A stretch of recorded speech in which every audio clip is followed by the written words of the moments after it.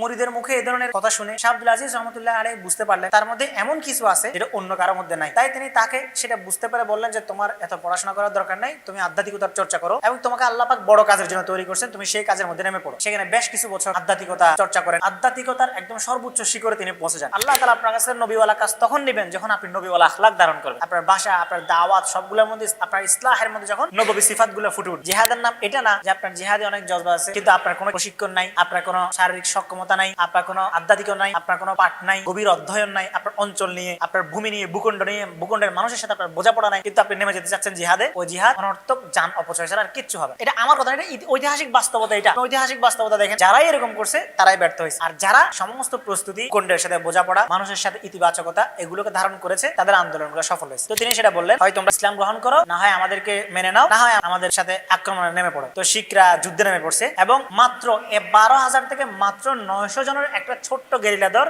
শিখদের একটা বিশাল বাহিনীকে নাস্তানাবুদ করে ফেলছে। মাত্র 900 জনের, 12,000 থেকে 900 জন মাত্র পুরা শিখদের একটা বাহিনীকে বিপর্যস্ত করে ফেলেছে। এটা খবর যখন চারপাশে বিদ্যুৎ গতিতে ছড়াই পড়ছে তখন বহু স্থানীয় সর্দার, আফগানি সর্দাররা তাদের যুবকদেরকে নিয়ে দলে দলে যোগ দেওয়া শুরু করছে সৈয়দ সাহেবের বাহিনীতে।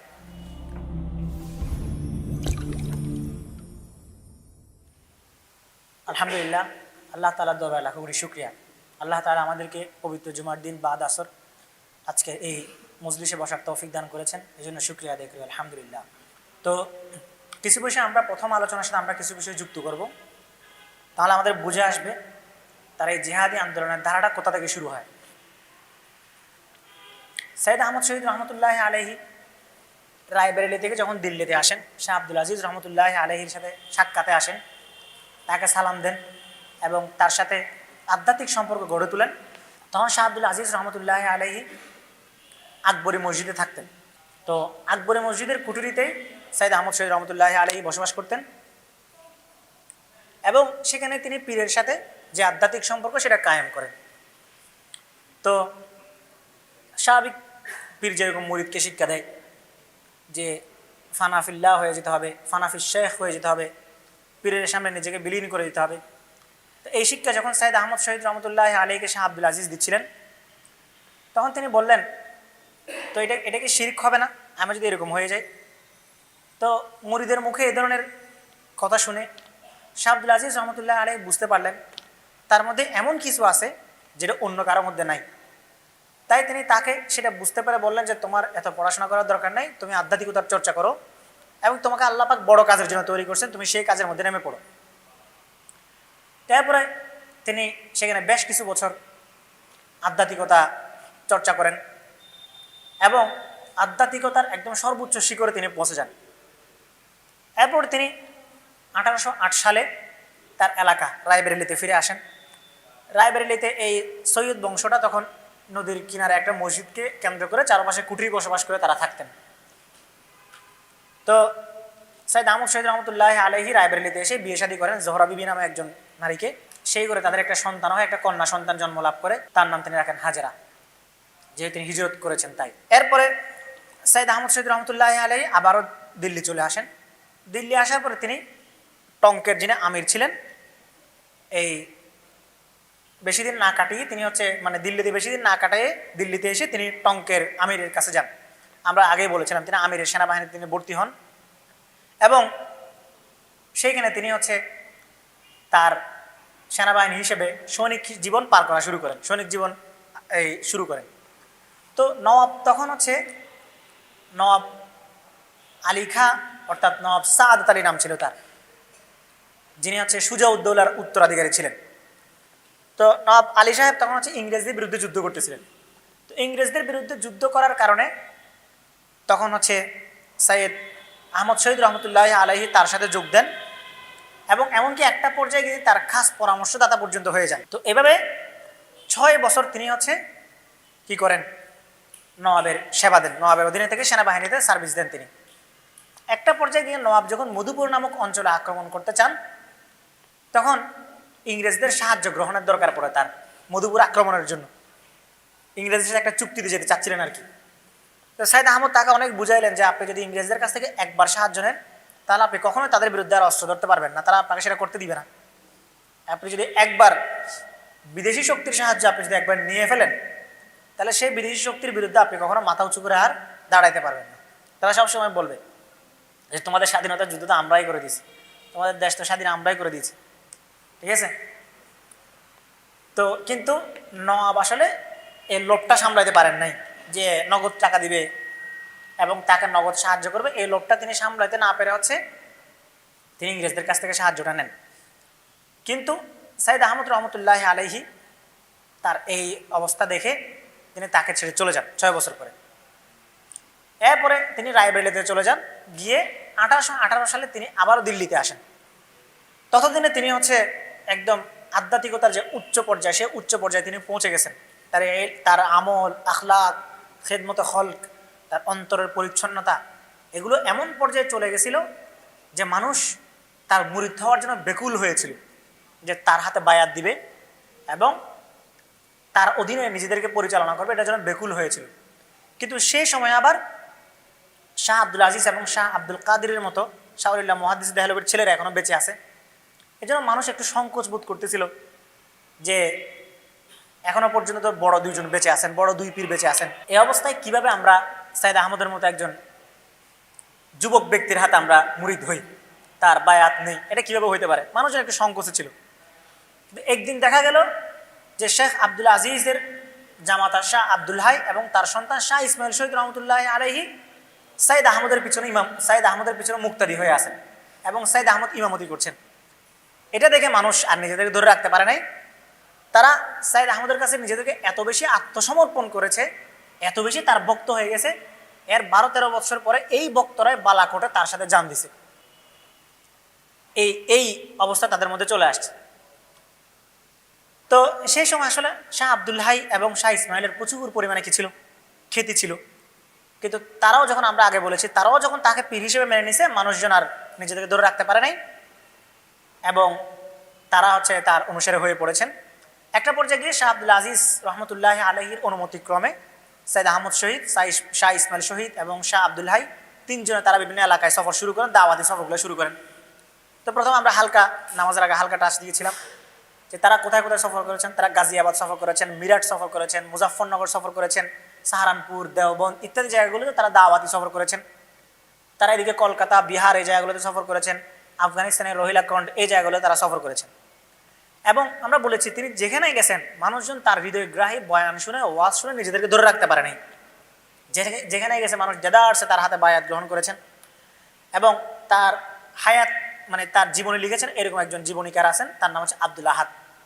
তিনি লিখেছেন যে প্রায় 40,000 হিন্দু এবং অন্যান্য বিধর্মী মানুষ তার শিক্ষার মাধুর্য মুগ্ধ হয়ে ইসলাম গ্রহণ করেছেন সাইদ আহমদ শহীদের দাওয়াতে। তাহলে আপনার জীবনের দাওয়াতে আপনার 30 বছর প্লাস হয়ে গেছেন, অনেকে আছেন, এখন পর্যন্ত বলেন দেখি আপনার দাওয়াতে আপনার কোনো মুসলমান বন্ধু সহপাঠী তার জীবনে পরিবর্তন আছে কিনা? তাহলে আমরা কিভাবে চিন্তা করি যে ভূখণ্ডকে আমরা পরিবর্তন করে ফেলবো, যেখানে আমি আমার মুসলমান বিপদগামী মুসলমানকে আমি এখন কি করতে পারি নাই, লাইনে আনতে পারি নাই। আর সাইদ আহমদ শহীদ রহমতুল্লাহ আলাইহিকে আল্লাহ তাআলা অল্প বয়সের মধ্যেই 40,000 বিধর্মীকে তার হাতে ইসলাম গ্রহণ করাইছেন। তাহলে দাওয়াতের কি প্রভাব! ইন্নাল বায়ানা লাসিহ, এজন্য হাদিসের মধ্যে বলা হয়েছে নিশ্চয় ভাষা হচ্ছে জাদু, ভাষা দিয়ে মানুষকে পাগল করে ফেলা যায়। ওমা আরসালনা মির রাসূলিন ইল্লা বিলিসানি কওমিহি লিয়ুবাইয়িনা লাহুম, আমি প্রত্যেক জাতিতে তাদের নবীকে তাদের ভাষা দিয়ে পাঠিয়েছি যেন তিনি তাদের সামনে বয়ান করতে পারেন। ঠিক আছে। ওমিন আয়াতিহি, যে ইখতিলাফু আলসিনাতিকুম আলওয়ানিকুম, আল্লাহ তাআলার নিদর্শনের মধ্যে একটা নিদর্শন তোমাদের ভাষার বৈচিত্র্য। রাসূল আকরাম সাল্লাল্লাহু আলাইহি ওয়াসাল্লাম আরও বলেছেন আনা আফসাহুল আরব, আমি সবচেয়ে বিশুদ্ধভাষী আরব। এবং রাসূল আকরাম সাল্লাল্লাহু আলাইহি ওয়াসাল্লাম মানুষের সাথে ওই ভাষায় কথা বলতেন যে ভাষা সে বুঝে। বেদুইনের সাথে কথা বলার সময় তার আঞ্চলিক আরবিতে কথা বলতেন। আরবির মধ্যে আলিফ লামের পরিবর্তে মিন ব্যবহার করে বেদুইনরা। ঠিক আছে। যেমন আমি যদি বলি আফিস সফরি মিনাস সিয়াম, মানে সফরে কি রোজা রাখতে হয়, এটার আরবি হলো এটা। তো বেদুইনরা আলিফ লামের জায়গায় বলতে এভাবে যে আফি মিন সফরিন মিন সিয়ামিন, মানে আলিফ লামের বদলে মিন ব্যবহার করতো। তো রাসূল আকরাম সাল্লাল্লাহু আলাইহি ওয়াসাল্লাম উত্তর দিয়েছেন সেভাবে, লাইসা ফি মিন সফরিন ফিম সিয়ামিন, মানে যেভাবে সে প্রশ্ন করেছে তাকে সেভাবে উত্তর দিয়েছে। এক বেদুইন এসে একবার রাসূল আকরাম সাল্লাল্লাহু আলাইহি সাল্লামকে মসজিদে ঢুকলেন এবং রাসূল আকরাম সাল্লাল্লাহু আলাইহি ওয়াসাল্লাম পিলার, মানে মসজিদের সাথে হেলান দিয়ে বসেছিলেন, মানে স্বাভাবিক পোজে বসেছিলেন, সাহাবায়ে কেরাম আশেপাশে বসে আছেন। এক বেদুইন হন হন করে ঢুকলো, ঢুকে সে তার ওঁটটা প্রাঙ্গণের খুঁটিতে বাঁধলো, বেঁধে এসে জিজ্ঞাসা করলো, তোমাদের মধ্যে মোহাম্মদ কে? তো সাহাবায়ে কেরাম বলে দিলেন যে ওই যে যিনি বসে আছেন, সুন্দর দেখতে, ফর্সা শুভ্র, তিনিই হচ্ছেন মোহাম্মদ। তো এরপর তিনি আসছেন, ওই বেদুইন আসছে। তো রাসূল আকরাম সাল্লাল্লাহু আলাইহি ওয়াসাল্লাম তখনও স্বাভাবিকভাবে বসা, হেলান দিই, পা টেনে বসা। তখন সেই বেদুইন বলল, তুমি কি সেই লোক যে নিজেকে যে নিজেকে আল্লাহর নবী দাবি করে এবং আল্লাহ এক বলে দাবি করে, তুমি কি সেই লোক? তো তার প্রশ্নের ধরন এভাবে তো কেউ কোনোদিন রসুলকে প্রশ্ন করার সাহস করে নাই। তার প্রশ্নের ধরন শুনে রসুল সাল্লাল্লাহু আলাইহি ওয়াসাল্লাম সোজা হয়ে বসছেন, পাটা গুটায় বসছেন, যে কি বলতে চায়। বলে যে হ্যাঁ আমি সেই লোক। ঠিক আছে, তারপর বললো, এরপর সে একে একে প্রশ্ন করতে লাগলো যে আল্লাহ শপথ করে বলো যে তোমাকে কি আল্লাহ তাআলা 5 ওয়াক্ত নামাজ আমাদেরকে আদেশ করার জন্য, বলার জন্য পাঠিয়েছেন কিনা, তুমি কি বলো কিনা এই কথা, তুমি কি হজ ফরজ করার কথা বলো কিনা, তুমি কি, মানে ইসলামের সমস্ত বিধান সম্পর্কে সে প্রশ্ন করছে, একদম ক্লিয়ার কাট, কোনো বনিতা নাই। তো রাসূল আকরাম সাল্লাল্লাহু আলাইহি সাল্লাম সব ক্লিয়ার কাট তাকে আনসার দিয়েছেন, হ্যাঁ যে আমাকে এইভাবে পাঠানো হয়েছে, পরিষ্কারভাবে। এরপর সে বললো, যদি এটা সত্য হয়ে থাকে তাহলে আমি সাক্ষী দিচ্ছি তুমি আল্লাহ তাআলা এক এবং তুমি আল্লাহর রাসূল। ঠিক আছে, এবং এতটুকু কথা বলে সে উঠে ওটের পিঠে চড়ে আবার চলে গেছে। তো এই যে ডিলিংস, রাসূল আকরাম সাল্লাল্লাহু আলাইহি সাল্লাম কীভাবে ডিল করছেন মানুষের সাথে, যে যেমন তার সাথে ঠিক সেভাবে কথাবার্তা বলেছেন। কাফেরের সাথে সেভাবে আচরণ করেছেন, মুসলমানের সাথে যেভাবে আচরণ করে সেভাবে আচরণ করেছেন। তো এই সাহাবাওয়ালা সিফাতগুলো যারা অর্জন করতে পারে, আল্লাহ তাআলা তাদের কাছ থেকে নবীওয়ালা কাজগুলো নেই। তাবলীগের মধ্যে এই কথাটা বলে, কেন বলে? কারণ আল্লাহ তাআলা আপনার কাছে নবীওয়ালা কাজ তখন নেবেন যখন আপনি নবীওয়ালা আখলাক ধারণ করবেন। বুঝতে পেরেছেন? আপনার ভাষা, আপনার দাওয়াত, সবগুলোর মধ্যে, আপনার ইসলাহের মধ্যে যখন নববী সিফাতগুলো ফুটে উঠবে। এরপরে সৈয়দ আহমদ রহমতুল্লাহ আলাইহি সংস্কার আন্দোলন, আরও তিনি কি কি করেছিলেন, ওই যে বলেছিলাম হিন্দুয়ানি প্রথাগুলো মুসলমানদের মধ্যে ঢুকে পড়েছিল, এমনকি শাহ সাহেবের পরিবারদের মধ্যে পর্যন্ত ঢুকে পড়েছিল। বিধবা বিবাহ বন্ধ ছিল। রাজা রামমোহন রায় তো হিন্দুদের মধ্যে বিধবা বিবাহ আইন চালু করেছে না, ঈশ্বরচন্দ্র বিদ্যাসাগর বিধবা বিবাহ আইন চালু করছে। রাজা রামমোহন করছিল কি, সতীদাহ প্রথা বন্ধ করছিল, যে স্বামী মারা গেলে স্ত্রী সহ আগুনে পুড়ে ফেলা। তো মুসলমানদের মধ্যে এটা ঢুকে পড়েছিল। শাহ সাহেবের পরিবারের মধ্যে বিধবার বিয়ে হচ্ছিল না। তখন শাহ ইসমাইল শহীদ রহমতুল্লাহ আলাইহিকে ইসলাহ করছেন তার চেয়ে কম বয়সী পীর কে, সৈয়দ আহমদ শহীদ। তিনি তাকে বললেন যে এটা তো ইসলামের বিধান না। পরে তার পীর সাহেবের এই আলোচনা শুনে, পীর সাহেবের এই ইসলাহ শুনে শাহ ইসমাইল শহীদ রহমতুল্লাহ আলাইহি তার মৃত বড় ভাইয়ের স্ত্রীকে বিয়ে করেন। বুঝতে পারছেন? তাহলে এই প্রথা, এগুলোও তিনি কি করেন, সবার মধ্যে থেকে সরান। এরপর আছে 1819 সালে শাহ সাহেব, মানে কে, সৈয়দ আহমদ সাহেব শুনলেন যে শিখরা পাঞ্জাবের মধ্যে মুসলমানদেরকে নির্যাতন করতেছে, মুসলমানদের মসজিদগুলোকে আস্তাবল বানায় রাখছে, মুসলমানদেরকে তাদের ইমান আমল নিয়ে চলতে দিচ্ছে না, প্রচুর পরিমাণে জুলুম নির্যাতন করা হচ্ছে। যেখানে সৈয়দ আহমদ সাহেব ছোটবেলা থেকেই প্রতিবেশীর কোনো কষ্ট হলেও সহ্য করতে পারতেন না, সেইখানে তিনি এটা শুনে তার মন পুরোপুরি কি হয়ে গেল, ভেঙে গেল। এবং তিনি 1819 সালে শেষবারের মতো দিল্লিতে আসেন। এরপর আবার রায়বেরেলিতে ফিরে যান এবং সেখানে গিয়ে তার বড় ভাইয়ের ইন্তেকালের খবরটা শুনেন। তো শাহ সাহেব রহমতুল্লাহ আলাইহি সংস্কার আন্দোলন সৈয়দ আহমদ সাহেবকে নিয়ে করলেন। করার পর একটা পর্যায়ে তারা চিন্তা করলেন এই জুলুম নির্যাতন থেকে বাঁচাইতে হবে, এবং জুলুম নির্যাতন থেকে বাঁচানোর আগে চলো আমরা আগে হজ করে আসি। কারণ কি, কারণ তখনকালীন সময়ে হজ করা অনেক কঠিন ছিল, এক। দ্বিতীয়ত হজের আহম্মিয়ত মানুষের অন্তর থেকে গায়েব হয়ে গেছিল, যেহেতু পথের দূরত্ব, ইংরেজদের নির্যাতন, প্রতিমধ্যে দস্যু দলের ডাকাতি এবং হিন্দুদের কালচার, এইসব মিলে মুসলমানদের অন্তর থেকে হজের মতো ফরজ বিধানের আহম্মিয়ত পর্যন্ত গায়েব হয়ে গেছিল। এমনকি অনেক আলেম উলামারা পর্যন্ত সেই সময় ফতোয়া দিয়েছিল যে আমাদের উপর এখন হজ ফরজ না। সৈয়দ আহমদ শহীদ রহমতুল্লাহ আলাইহির তীব্র বিরোধিতা করলেন এবং তিনি চিন্তা করলেন যে আমাদেরকে কী করতে হবে, হজ করতে হবে। তো এখন হজ করার জন্য তিনি কি করলেন, একদিন হচ্ছে মসজিদের মধ্যে তিনি আলোচনা করলেন এবং সবাইকে তার সাথে শরীক হওয়ার জন্য অনুরোধ করলেন। তো 1820 খ্রিস্টাব্দে তার সাথে একটা হজের কাফেলা তৈরি হলো, নারী পুরুষ সবাই মিলে। তিনি রায়বেরেলি থেকে বের হয়ে এলাহাবাদ আসতে আসতে এই কাফেলার সংখ্যা হয়ে গেছে 700। মাঝখানে তিনি দাওয়াত দিতে দিতে সবাইকে অন্তর্ভুক্ত করেছেন। তো এরপরে তিনি যখন নদী পার হওয়া শুরু করেছেন, তো নানান জায়গা থেকে দাওয়াত আসতে লাগলো, হযরত আমাদের এখানে একটু আসেন, আমাদের এখানে অনেক শিরক বিদআত, আমাদের এখানে একটু আসেন। এভাবে তিনি বিভিন্ন জায়গাতে তিনি দাওয়াতি কাজ চালাতে চালাতে চালাতে চালাতে হজে গেলেন। এমনকি তিনি যে কলকাতা বিহার আসছিলেন এটা হজের পথে, কলকাতা বিহার থেকে মক্কা যাওয়া পর্যন্ত তার যে পরিমাণ দাওয়াতি কাজ ছিল, সেই দাওয়াতি কাজগুলোর বর্ণনা করতে গেলে মানে পুরা একটা সেশন শুধু তার দাওয়াতি কাজে বর্ণনা করা যাবে। তার সিরাতগুলোর মধ্যে গুলো আছে, সিরাতে সাইদ আহমদ গোলাম রসুল মেহের যেটা লিখেছেন, আবুল হাসান নদভী রহমতুল্লাহ আলাইহি লিখেছেন ইজা হাব্বাত্রি হল ইমান আরবিতে। তারপরে সংগ্রামী সাধকদের ইতিহাস একটা বই আছে 7 খণ্ডের, আবুল হাসান নদভী রহমতুল্লাহ আলাইহি লেখা তারিখে দাওয়াত ও আজিমত। এটা কার কার পড়া আছে, কার কার সংগ্রহে আছে? এটা সবাই সংগ্রহ, মাশাআল্লাহ একজনকে পাওয়া গেছে। তো উপমহাদেশের দাওয়াত এবং আপনি একজন দায়ী হওয়ার জন্য পুরোপুরি একটা রোড ম্যাপ যদি পাইতে চান, ইলম, দাওয়াত এবং তাজকিয়া, ইসলাহ, সালাফদের থেকে শুরু করে আবুল হাসান আলী নদভীর সময় পর্যন্ত, মানে 19 শতক পর্যন্ত আপনি একটা রোড ম্যাপ পাইতে চান, তাহলে আপনাকে এই বইটা পড়া ওয়াজিব। সংগ্রামী সাধকদের ইতিহাস 7 খণ্ড, এটা উর্দুতে তারিখে দাওয়াত ও আজিমত। তো এটার শেষ সবচেয়ে বড় অধ্যায়, সবচেয়ে বড় খণ্ড হচ্ছে শেষেরটা, 7ম খণ্ড। এই 7ম খণ্ড পুরোটাই কার জীবনী? সাইদ আহমদ শহীদের। তাও শুধু তার যুদ্ধের বর্ণনাগুলো, তিনি কোথায় কোথায় যুদ্ধ করছেন সেই বর্ণনা। 6ষ্ঠ খণ্ড থেকে তার জীবনের আলোচনা শুরু হয়েছে, তাই না? 7ম খণ্ড শুধু এত বড়, শুধু তার যুদ্ধের আলোচনা। আপনি পড়ে কুলাতে পারবেন না। উনি অল্প অল্প সময় যা যুদ্ধ করেছেন ওই পড়তে আপনার অনেক দিন লেগে যাবে, বুঝতে পেরেছেন? তো এরপর হচ্ছে আরো অনেকে লেখালেখি করেছেন, আরো বেশ কিছু কিতাবের নাম আমি আপনাদেরকে বলতে পারি, যেগুলো অবশ্য উর্দু ফার্সিতে, আরবিতে খুব একটা লেখা হয় নাই, বাংলায় কিছু অনুবাদ হয়েছে। যেমন ইজা হাব্বাত রিহুল ইমানের অনুবাদ হয়েছে ইমান যখন গর্জে উঠল, আবুল হাসান আলী নদভী রহমতুল্লাহ আলাইহি লেখা, যেটা সাইদ আহমদ শহীদের জীবনের উপরে সংক্ষিপ্ত আলোচনা, বেশি না, এত বড় বই, সংক্ষিপ্ত আলোচনা। এরপর আছে আরো কিছু কিতাব আছে, হিন্দুস্তান কি পেহলি ইসলামী তারিখ, এগুলো অনুবাদ হয়নি।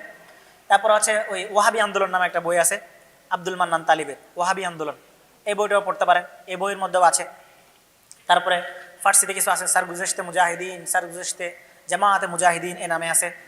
তারপরে সাওয়ানিহে আহমদি, জাফর আহমদ তানবী রহমতুল্লাহ আলাইহি লেখা বেশ কিছু কিতাবাদি আছে, যেখান থেকে আমি আমার আলোচনাটা আজকে সাজিয়েছি। এরকম আরও অনেকগুলো কিতাবাদি আছে উর্দু ফার্সি মিলিয়ে। তো আপনাদের জন্য মৌলিকভাবে আপনারা উইলিয়াম হান্টারের দৃষ্টিকোণ থেকে, খ্রিস্টানদের দৃষ্টিকোণ থেকে তারা যে এই আন্দোলনটাকে এত পরিমাণ মুগ্ধ হয়েছিল, বাসায় তারা গুন্ডা মাস্তান সবই লিখছে, কিন্তু তারা মুগ্ধটাকে ঢেকে রাখতে পারে নাই। তারা সাইদ আহমদের এই আন্দোলনটাকে তারা দেখাইছে যে ইংরেজদের দুর্বলতা কোন জায়গায় ছিল, ইংরেজরা যে সাইদ আহমদ শহীদ রহমতুল্লাহ আলাইহির শক্তিকে আন্ডার এস্টিমেট করেছিল, সেগুলো তিনি সেখানে উল্লেখ করেছেন, দি ইন্ডিয়ান মুসলমানসে। তারপরে এই যে সংগ্রামী সাধকদের ইতিহাস আর ইজা হাব্বাত রিহুল ইমানের অনুবাদ, যেটা এগুলো পড়লাম, এগুলো পড়বেন ইনশাআল্লাহ। তো এরপরে তিনি হচ্ছে হজ করলেন, 1820 সালে হজে রওনা দিয়েছেন। দাওয়াতি কাজ করে টোরে হজ করে ফেরত আসতে আসতে কয় বছর লাগছে? 3 বছর লেগে গেছে। 1823 খ্রিস্টাব্দে তিনি হজ শেষ করে ফিরে আসেন। এখন এবার হিজরতের সময় তিনি আল্লাহ পাকের কাছে গেছেন, আল্লাহ পাকের দরবার থেকে তিনি ফুয়ুজাত বারাকাত নিয়ে আসছেন, সংস্কার করে ফেলছেন, সংস্কারের ধাপ শেষ, পুরা নববী মডেল, সিরাতের মডেল যেটা, সংস্কারের ধাপ শেষ। এবার পরবর্তী ধাপ হিজরত এবং জিহাদের ধাপ শুরু, ঠিক আছে?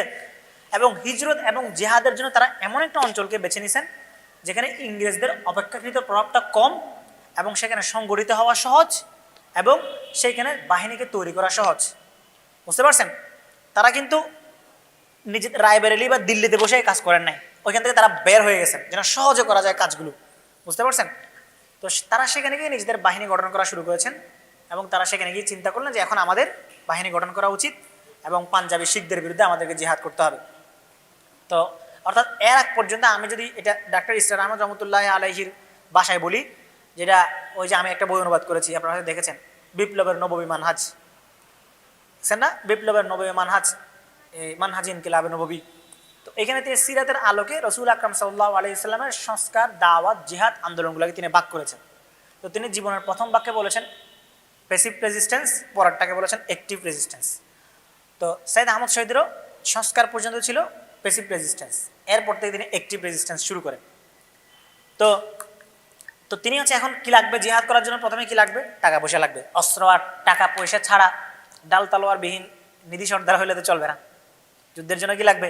অস্ত্র শস্ত্র, টাকা পয়সা সবই লাগবে, উপযুক্ত নেতৃত্ব লাগবে, আবেগবিহীন জজবাবিহীন প্র্যাকটিস লাগবে, বুঝতে পারছেন? জিহাদের নাম এটা না যে আপনার জিহাদে অনেক জজবা আছে, আপনি কিন্তু আপনার কোনো কি নাই, প্রশিক্ষণ নাই, আপনার কোনো শারীরিক সক্ষমতা নাই, আপনার কোনো আধ্যাত্মিকও নাই, আপনার কোনো পাঠ নাই, গভীর অধ্যয়ন নাই, আপনার অঞ্চল নিয়ে, আপনার ভূমি নিয়ে, ভূখণ্ড নিয়ে, ভূখণ্ডের মানুষের সাথে আপনার বোঝাপড়া নাই, কিন্তু আপনি নেমে যেতে চাচ্ছেন জিহাদে, ওই জিহাদ অনর্থক যান অপচয় ছাড়া আর কিচ্ছু হবে না। এটা আমার কথা, এটা ঐতিহাসিক বাস্তবতা। এটা আপনি ঐতিহাসিক বাস্তবতা দেখেন, যারাই এরকম করছে তারাই ব্যর্থ হয়েছে। আর যারা সমস্ত প্রস্তুতি, ভূখণ্ডের সাথে বোঝাপড়া, মানুষের সাথে ইতিবাচকতা, এগুলোকে ধারণ করেছে, তাদের আন্দোলনগুলো সফল হয়েছে। যে কোনো প্রান্তিক আন্দোলন কখনোই সফল হয়নি, বুঝতে পেরেছেন?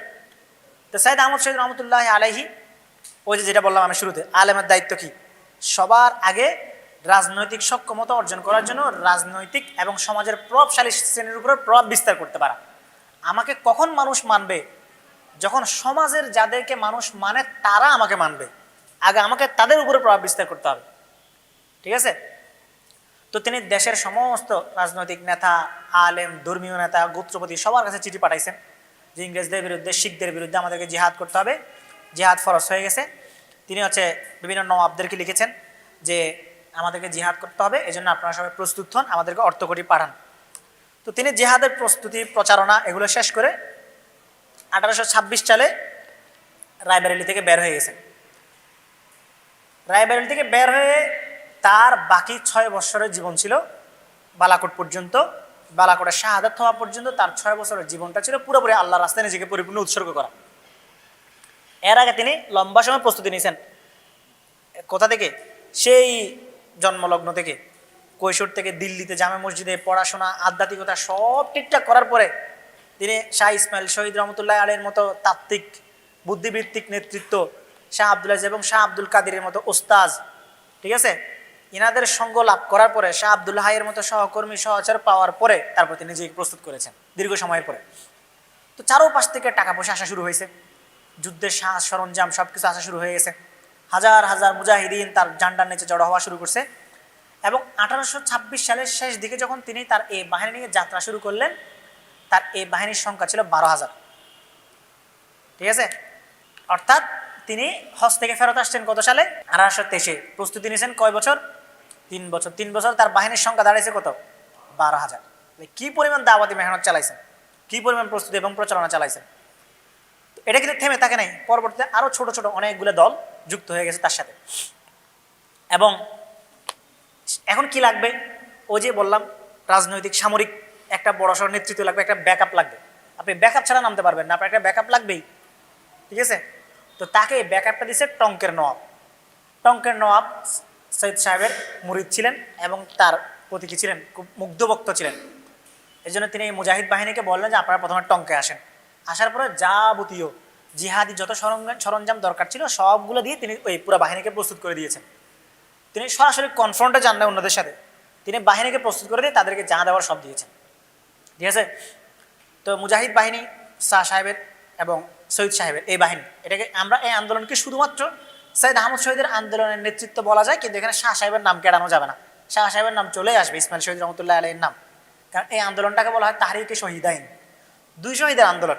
2 জন মিলে আন্দোলনটাকে নিয়ে এগিয়ে নিয়ে গেছেন। একজন বুদ্ধিভিত্তিক এবং এলমি মাল মশলা যোগাইছেন, আর আরেকজন হচ্ছে এটাকে নেতৃত্ব দিয়ে এবং গোছানো পদক্ষেপ নিয়ে এটাকে সামনের দিকে এগিয়ে নিয়ে গেছে। তো তারা প্রথমে টং থেকে রায়বেরেলি আসছেন। রায়বেরেলি থেকে তারা মারিবানের মরুভূমিটা পার হয়ে সিন্ধুর মরুভূমি, তারপর হায়দ্রাবাদ, শিকারপুর, বোলান পাসের ভিতর দিয়ে আফগানিস্তানের কান্দাহার হয়ে শেষে নওশারওয়ার কাছে তারা এসে উপস্থিত হয়েছেন। পথে অনেক অসুবিধা ছিল, অনেক ছোট ছোট বাহিনী তাদেরকে আক্রমণ করছে। গঙ্গা থেকে, কলকাতা থেকে এই নৌকায় যাতার সময় তাদের অনেক ধরনের পেরেশানি পোহাইতে হয়েছে। এবং কেউ কেউ তাদের আসার পথে আনুগত্য দিয়েছে, তাদেরকে সৈনিক দিয়েছে, তাদেরকে অস্ত্র দিয়েছে পুরো বাহিনীকে, আর কেউ কেউ দোয়া দিয়েছে, কেউ কেউ সমর্থন দিয়েছে নানানভাবে। এরপরে তিনি আবার পুরো বাহিনী প্রস্তুত করার পরে শিখদের কাছে এসে, পাঞ্জাবে এসে পেশোয়ার হয়ে যখন তিনি নওশারওয়ায় আসছেন, তিনি প্রথম ওই যে সিরাতের মডেল, যেভাবে সাহাবা আজমাইন রাদিয়াল্লাহু তাআলা কোথাও গেলে প্রথমে কি বলতেন? তোমাদের সামনে রাস্তা কয়টা খোলা? 3টা। প্রথম রাস্তা কি? ইসলাম কবুল করো, ঠিক আছে? দ্বিতীয় রাস্তা কি? নাহলে আমাদের আনুগত্য মেনে নিয়ে কর দাও। 3 নম্বর রাস্তা কি? তোমাদের এবং আমাদের মধ্যে ফয়সালা করবে কি? আমাদের তরবারি। তো তিনি সেটা বললেন, হয় তোমরা কি করো, এই ইসলাম গ্রহণ করো, না হয় আমাদেরকে মেনে নাও, না হয় আমাদের সাথে আক্রমণে নেমে পড়ো। তো শিখরা যুদ্ধে নেমে পড়ছে এবং মাত্র 12,000 থেকে মাত্র 900 জনের একটা ছোট্ট গেরিলা দল শিখদের একটা বিশাল বাহিনীকে নাস্তানাবুদ করে ফেলছে। মাত্র 900 জনের, 12,000 থেকে 900 জন মাত্র পুরা শিখদের একটা বাহিনীকে বিপর্যস্ত করে ফেলেছে। ঠিক আছে, তো এটা খবর যখন চারপাশে বিদ্যুৎ গতিতে ছড়াই পড়ছে, তখন বহু স্থানীয় সর্দার, আফগানি সর্দাররা তাদের যুবকদেরকে নিয়ে দলে দলে যোগ দেওয়া শুরু করছে সৈয়দ সাহেবের বাহিনীতে। তো এরপর হচ্ছে কিছুদিন পরে এক শিখ ফরাসি জেনারেলকে সাথে নিয়ে 30,000 শিখ সৈন্য পেশোয়ারের মোহাম্মদ খাঁ নামক এক সর্দার এবং তার ভাইদের কাছে কর দাবি করছে। তো যখন এই খবর আবার মুজাহিদ বাহিনীর কাছে পৌঁছছে, তারা এগিয়ে আসছেন, শিখরা পিছু হটে গেছে। এইভাবে নানা ধরনের যুদ্ধ বিগ্রহ পুরোটা সময় জুড়ে শিখদের সাথে হয়েছে এবং এই শিখদের বিরুদ্ধে সাফল্য সাধারণ মানুষদের মধ্যে ব্যাপক আগ্রহ তৈরি করেছে। একটা পর্যায়ে গিয়ে কয়েক বছরের মধ্যে সাইদ সাহেবের আন্ডারে 12,000 মুজাহিদ বাহিনী পরিণত হয় 1 লক্ষ মুজাহিদ বাহিনীতে। 12,000 থেকে কত 1 লক্ষ হয়ে গেছে মাত্র কয়েক বছরের ব্যবধানে। তো এদিকে মাঝখানে ভিতরে কিছু গাদ্দার জুটে হয়ে গেছে। যখন জনবল বাড়বে, ভিতরে কিছু গাদ্দারও ঢুকবে, স্বাভাবিক। শিখদের প্রলোভনে সর্দারদের একটা অংশ আবার সৈয়দ সাহেবের বিরুদ্ধে কি শুরু করেছে, এই ষড়যন্ত্র শুরু করলো। এমনকি তারা সৈয়দ সাহেবের খাবারের মধ্যে বিষ পর্যন্ত মিশাই দিয়েছে মেরে ফেলার জন্য। সৈয়দ সাহেব অসুস্থ হয়ে পড়েছেন, তিনি বমি টমি করলেন, কিন্তু আল্লাহ তাআলার অশেষ ফজল এবং রহমতে তিনি আবার সুস্থ হয়ে গেলেন। এরপর হচ্ছে এখন কাহিনী হলো, এরপরে শিখদের সাথে যে যুদ্ধটা হয়, সেই যুদ্ধের মধ্যে শিখদের সাথে পেশোয়ারের সর্দার বাহিনীও যোগ দেয়। আপন মুসলমান ভাইয়ের বিরুদ্ধে যুদ্ধে তারা শিখদেরকে কি করে সহযোগিতা করে। এই যুদ্ধের মধ্যে সৈয়দ সাহেবের বাহিনী পরাজিত হয়। যখন আপনাকে পিছন থেকে ছুরি মারবে, তখন আর আপনি কি করতে পারবেন না, জয়লাভ করতে পারবেন না। এই ছুরি মারার কারণে সৈয়দ সাহেবের মুজাহিদ বাহিনী মানসিকভাবে তার একটা শোচনীয় বিপর্যয়ের পর্যায়ে যান এবং তাদেরকে একসাথে 3টা বাহিনীর মোকাবেলা করতে হচ্ছে। এক হচ্ছে শিখদের সাথে, একটা হচ্ছে পেশোয়ারের গাদ্দার সর্দার যারা মুসলমানদের বিরুদ্ধে চলে গেছে, একটা হচ্ছে আরেকজন শাসকের সাথে। হন্দ নামে একটা জায়গা ছিল, ওই হন্দের দুর্গের মালিক যে হুবি খা, তার নাম ছিল হুবি খা। এই হুবি খার সাথেও তাদেরকে কি করতে হয়েছে, যুদ্ধ করতে হয়েছে। 3 দিকে এক বাহিনী। তো এরপর হচ্ছে সাইদ সাহেব আবার সফর করা শুরু করেছেন। সমগ্র সীমান্ত এলাকায় তিনি সফর করলেন এবং আরও বেশ কিছু রাজনৈতিক দরবার এবং স্থানীয় শাসকদের দরবারে গেলেন। পরবর্তীতে এই টঙ্কের নওয়াবকে তিনি যে চিঠি লিখেছিলেন, সেই চিঠির মাধ্যমে জানা যায় তার এই সফরের মধ্য দিয়ে তার দলের মধ্যে এবং তার হাতে বায়াত গ্রহণ করে প্রায় 3 লক্ষ লোক। প্রথমে 12,000, 1 লক্ষ, এরপরে কত হয়ে গেছে 3 লক্ষ। তো 3 লক্ষ থেকে এই মুজাহিদ বাহিনী পরস্পরের মধ্যে, যেহেতু তাদের নেতা চূড়ান্ত আধ্যাত্মিক এবং বাহিনীর মধ্যে আধ্যাত্মিকতা ছিল, রাসূল আকরাম সাল্লাল্লাহু আলাইহি ওয়াসাল্লাম সাহাবায়ে কেরামকে যে তারতিবটা দিয়েছিলেন, যে তাদেরকে যে তারগিব করেছিলেন, যে তারবিয়াটা তাদেরকে দিয়েছিলেন, ফলে সাহাবায়ে আজমাইন রাদিয়াল্লাহু তাআলা আনহুমের মধ্যে যুদ্ধের ময়দানে যেরকম বীরত্ব ছিল, তেমনি পারস্পরিক ভ্রাতৃত্ব বন্ধন এবং স্বচ্ছতা অন্যরকম ছিল। আমরা একটা যুদ্ধের কথা জানি, কোন যুদ্ধ বলেন তো? যে যুদ্ধের মধ্যে এক সাহাবী পানি না খেয়ে অপর সাহাবীকে দিয়েছে, সেই সাহাবী পানি না খেয়ে আরেক সাহাবীকে দিয়েছে। কোন যুদ্ধ? ইয়ারমুকের যুদ্ধ। ইয়ারমুকের যুদ্ধের মধ্যে 3 সাহাবী শহীদ হয়ে যাচ্ছিলেন, কিন্তু তারা ভ্রাতৃত্বের চূড়ান্ত নিদর্শনে স্থাপন করেছেন। নিজে পানি খান নাই অপর ভাইয়ের জন্য, যেটা আল্লাহ পাক কোরআনের মধ্যে বলেছেন, ওয়ুসিরুনা আলা আনফুসিহিম ওয়ালাউ কানা বিহিম খাসাসা ওয়া মান ইউকাশুহা নাফসিহি ফাউলাইকা হুমুল মুফলিহুন। বলা হচ্ছে ওয়ুসিরুনা আলা আনফুসিহিম, তারা নিজেদের উপরে অন্যকে প্রাধান্য দিতেন। ওয়ালাউ কানা বিহিম খাসাসা, যদিও সেটা তাদের জন্য অনেক কঠিন ছিল। ঠিক আছে, এটাই হচ্ছে মুমিনের সিফাত, নিজের ভাইকে প্রাধান্য দেওয়া। এরপর একটা চমৎকার একটা, মানে আমি যেখানে আলোচনা করি কোরআনের পয়েন্ট আসলে আমি নিজেই হয়ে যাই যে কোরআন এমনভাবে শব্দগুলোকে উপস্থাপন করেছে আমাদের সামনে যে আপনি কোরআন বুঝলে আপনি অবাক হয়ে যাবেন। আল্লাহ তাআলা একটা শব্দ বিনা কারণে ব্যবহার করেন নাই কোরআনে। প্রত্যেকটা শব্দের পিছনে একটা বড় বড় ঘটনা আছে, একটা বড় বড় ইভেন্ট আছে। এখানে তো অন্য শব্দ ব্যবহার করা যাইতো, কেন এই শব্দ আল্লাহ পাক ব্যবহার করেছেন? আল্লাহ পাক ব্যবহার করেছেন ওয়ামাই ইউকা শুহা নাফসিহি। শুহরুন মানে কি?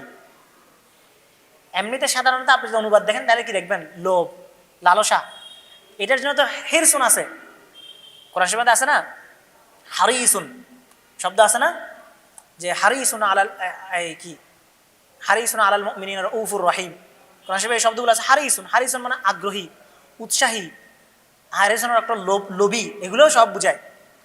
কিন্তু আল্লাহ পাক কি বলেছেন? ওমাই ইউকা শুহা নাফসিহি।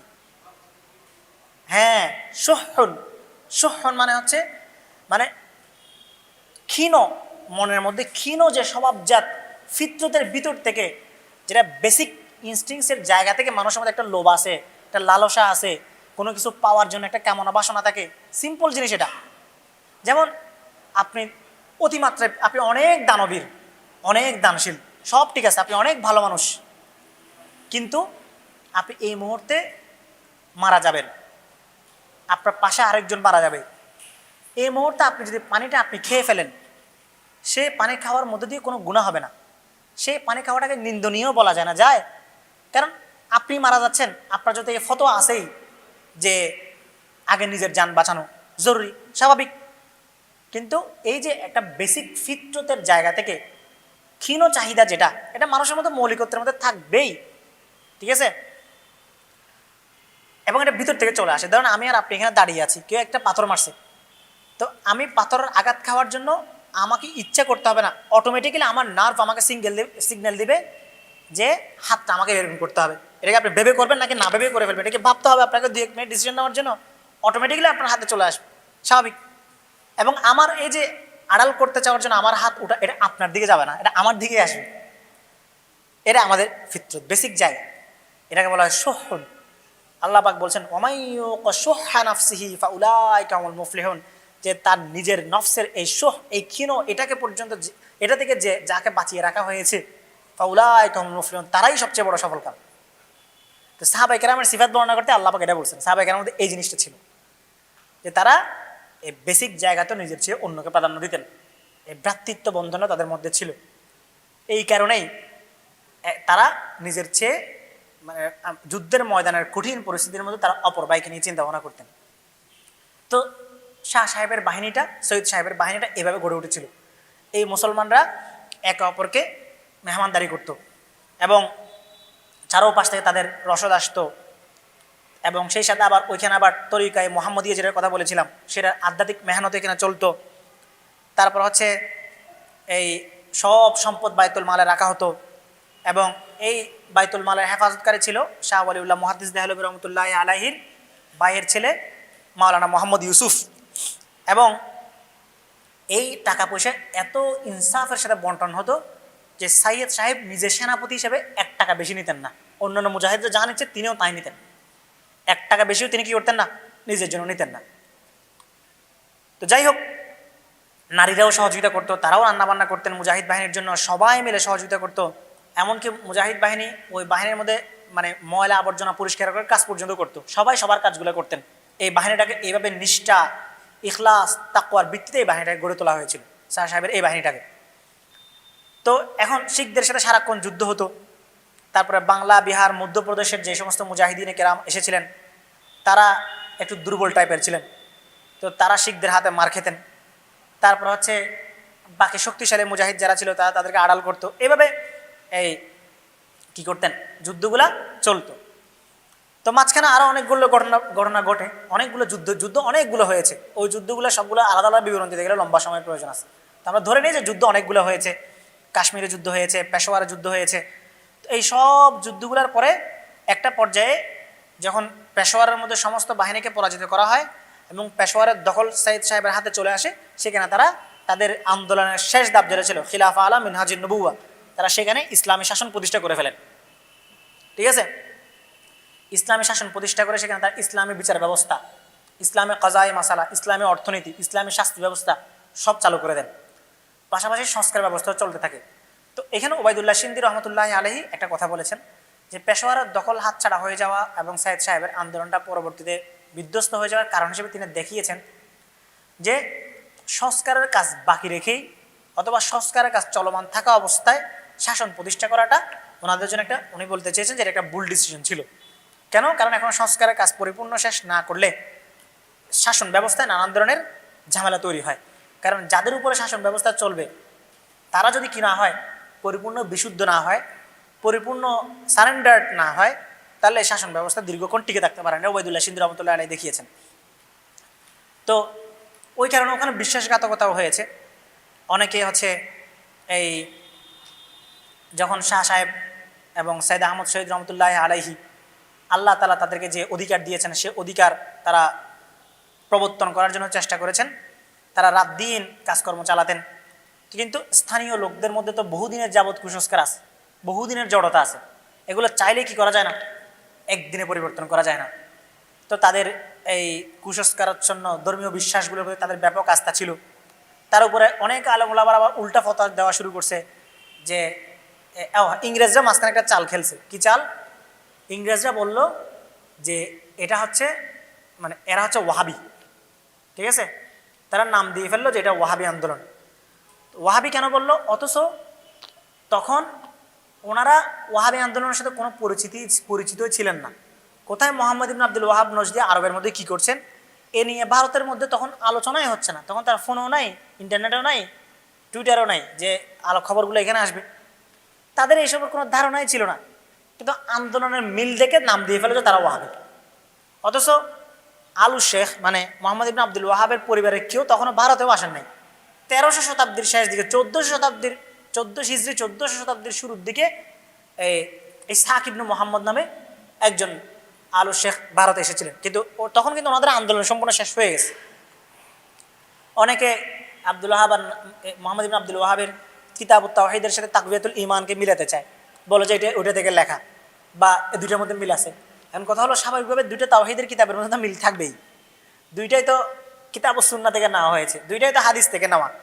তো তারা এটাকে মিল দেখাতে চায়। অথচ শাহ ইসমাইল শহীদ রহমতুল্লাহ আলাইহি যখন রচনা করেছিলেন তখন তিনি বড় কিতাব রচনা করেছিলেন। সেটারই একটা অংশ তাকবিয়াতুল ঈমান নামে তিনি ছাপিয়েছিলেন। পরবর্তী অংশটা তিনি ছাপানি নেয়, পরে সেটা তাজকিরাতুল ইখওয়ান নামে আরেকজন তার শিষ্য সেটাকে লিখেছিলেন এবং ছাপিয়েছিলেন। তো একটা গ্রুপ ইংরেজরা বলা শুরু করলো যে ওয়াহাবি আন্দোলন, এরা ওয়াহাবি, এরা একটা আলাদা আন্দোলন করছে, তোমাদের সমাজের মধ্যে অস্থিতিশীলতা শুরু করতেছে। সেই সাথে তারা হচ্ছে কিছু আলেম ওলামাকে এই কাজে লাগিয়ে দিয়েছে। যেমন ফজল রসুল বাদায়ুনির মতো যারা বিদাতি বেরোলো বিদাররা আলেম ছিল, তারা এই আন্দোলনের বিরুদ্ধে উঠে পড়ে লেগেছে। তারা বলতে লাগলো এরা হচ্ছে বিদ্রোহী, বাগী, সরকারের বিরুদ্ধে কি করতেছে, বিদ্রোহ করতেছে। তো সুতরাং এরা বিদ্রোহী, এদেরকে তোমরা মানবে না, ঠিক আছে, এদেরকে মানা যাবে না। তো তাদেরকে তো সরকারিভাবে বাধা দেওয়া হয়তো এগুলো বলার জন্য।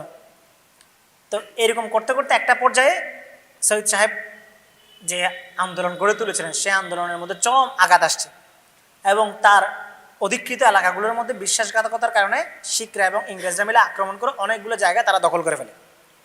তো একটা পর্যায়ে তিনি যে একটা ইসলামিক সমাজ গঠন করতে চাইছিলেন সে আদর্শটা পর্যন্ত তাদের মন থেকে মানে যাদের উপরে তিনি করতে চেয়েছিলেন তাদের মন থেকে পর্যন্ত এই বিলীন হয়ে গেছে। তো সৈয়দ সাহেব খুব কষ্ট পেলেন। সৈয়দ আহমদ শহীদ চিন্তা করলেন যে এই সমস্ত অকৃতজ্ঞদের দেশে এসব না করে আমি চলে যাই, আমি কাশ্মীরে চলে যাওয়াই ভালো, এই সমস্ত অকৃতজ্ঞদের কাছে কি না করে ইসলামী শাসন ব্যবস্থা এদেরকে না দিই।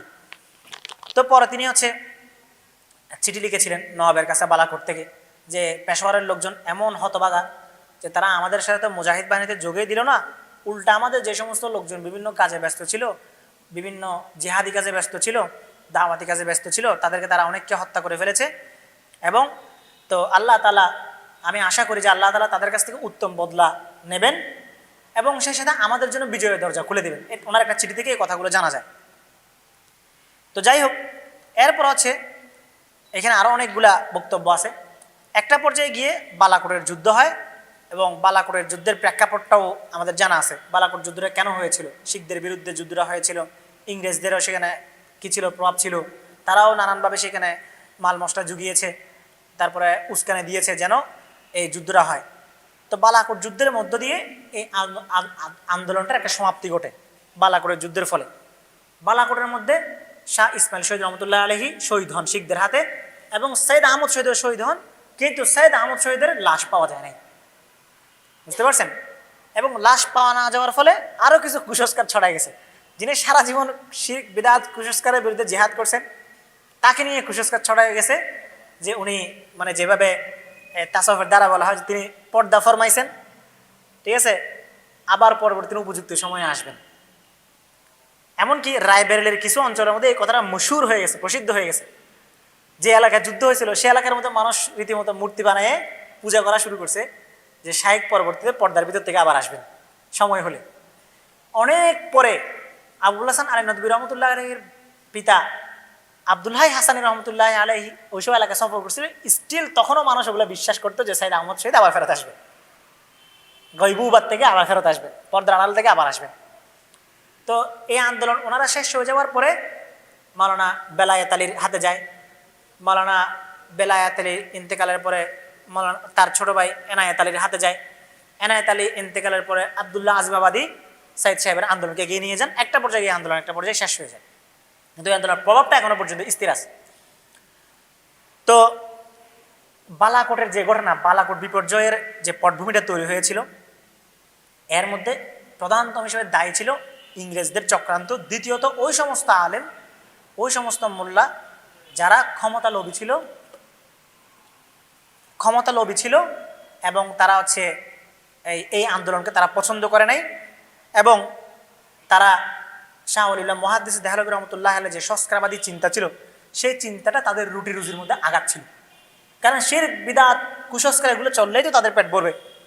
এখন যদি শাহ ওলিউল্লাহ মুহাদ্দিস দেহলভীর সংস্কার আন্দোলনটা চলতে থাকে তাহলে তাদের কি বন্ধ হয়ে যাবে?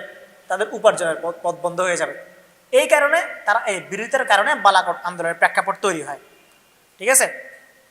এবং এই মোটামুটি এইসবের কারণেই হচ্ছে বালাকোট আন্দোলনের প্রেক্ষাপটটা তৈরি হয় এবং বালাকোট যুদ্ধ হয়। বালাকোটের যুদ্ধের মধ্যে অসহযোগিতা পাওয়া যাওয়ার কারণে, বিভিন্ন দুর্বলতা দেখা যাওয়ার কারণে বালাকোটের মধ্যে মুসলিম বাহিনীর পরাজয় ঘটে এবং সর্বশেষ এই মুসলিম বাহিনী সেখানে পরাজিত হয় এবং সৈয়দ আহমদ শহীদ রহমতুল্লাহ আলাইহি, শাহ ইসমাইল শহীদ শহীদ হন। এবং শাহ সাহেবের মানে শাহ ওলিউল্লাহ মুহাদ্দিস দেহলভী রহমতুল্লাহ আলাইহির পরিবারের একটা অংশ তারা শাহ ইসমাইল শহীদকে বিদ্রোহী হিসেবে দেখাতে চাইছেন সবসময়, যে উনি মাঝখান থেকে লাইনচ্যুত হয়ে সৈয়দ আহমদের সাথে যোগ দিয়েছেন। অথচ তাকে যোগ দেওয়ার জন্য তার পিতা শাহ আব্দুল আজিজই কী করেছেন? উৎসাহিত করেছিলেন। তো শাহ সাহেবের অনেকের পরিবারে দেখাতে চায় যে শাহ আব্দুল আজিজের পরে শাহ মোহাম্মদ ইসহাক দেহলভী রহমতুল্লাহ আলাইহি এই ধারা, মাঝখানে শাহ ইসমাইল শহীদকে তারা বাদ দিতে চায়। কেন বাদ দিতে চায়? কারণ তাদের দৃষ্টিতে তিনি বিদ্রোহী ছিলেন, তিনি আলাদা করে যুদ্ধ করেছেন এবং সেই যুদ্ধ তাদের দৃষ্টিকোণ থেকে ব্যর্থ যুদ্ধ বলেছিল।